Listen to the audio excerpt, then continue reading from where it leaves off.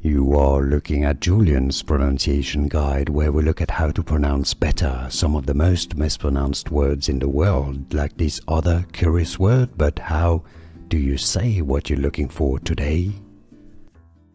Let's learn how to pronounce this name, a name of Polish origin. It's fairly common in Germany as well, but the origin is Polish. You find it in the US as well quite a bit. So the original Polish pronunciation, the way they would say it in Poland, is as Kowalczyk.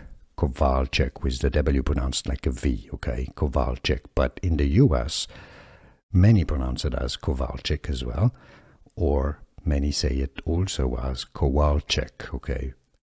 How do you pronounce it yourself, and where are you from? Let us know in the comments. It'd be interesting to know and let everybody know. Kowalczyk or Kowalczyk?